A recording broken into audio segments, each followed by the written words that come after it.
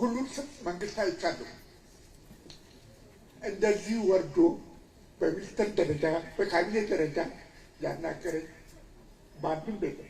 ማንም ይሄ ለመሸገድ ወይ ለምናምን አለ ብለ የውስጤ የሚቸግረው በአሁኑ ሰዓት እኔ መንግስቴ እያደረገ ያለውን ነገር ከልቤ አስመስዬ ሳይሆን ወይ ከዚህ በዘግ ስወጣ ጨበጨብልኝ ወይ እንትን ሳይሆን መንግስቴ መሬት ላይ እየሰራ ያለውን ነገር ከልቤ ነው ደግፈው። ወንዝ ዳርቻዎቻችን፣ የኮሪደር ልማቶቻችን ለመዘከር ሌላው ክፍለ ከተማ ሊያይ ይችላል። እኛ ትላንትና ጥቅጥቅ የነበረውን ወረዳ 6 ስናይ ዛሬ ላይ እውነትም አዲስ አበባ ብለን የምንመሰክርበት ነው ማለት ነው። ሽሮ ሜዳን ብናይ ማታ እስቲ ወተን እንየው ያ ማታ ድንገት ሲሄድ እውነት እቺ የኛ ሰፈር ናት እላለሁ፣ እውነት እቺ ጉለሌ ናት እላለሁ። ስለዚህ የተሻለ ለውጥ እያየንበት ያለው ነውና በዛው ልክ ስራዎቻችን ቅድም እህቴ እንዳለችው አብረን ተቀናጅተን ህብረተሰቡ አንድ አካል አንድ ከመንግስት ጋር ተጋግዞ ስለሰራ ነው ማለት ነው። ልማት የሀገር ጉዳይ ነው። ዛሬ ምንም አፕሪሺየት ከማድረግ በቀር እውነትም በትክክል የመደመር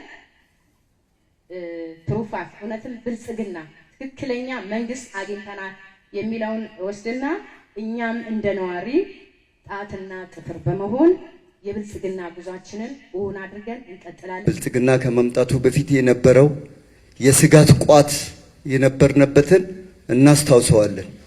ትልቅ ስጋትና ፍራቻ የነበረን ጊዜ ነበርና አሁን ደግሞ ታድለን እድልን ወደ ድል የለወጥነበት ዘመን በመሆኑ ለመግለጽ የሚከብዱ ስራዎች ብዙ ተሰርተዋል። አዲስ አበባን አስውበናል። በጣም ትልቅ ስራ ሰርተናል።